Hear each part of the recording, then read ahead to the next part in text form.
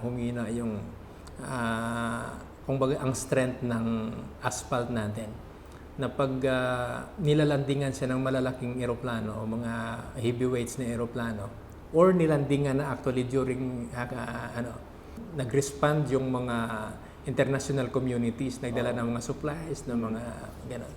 So, kumbaga parang masyadong nabugbog ang runway natin because nga nasubmerged na siya sa tubig.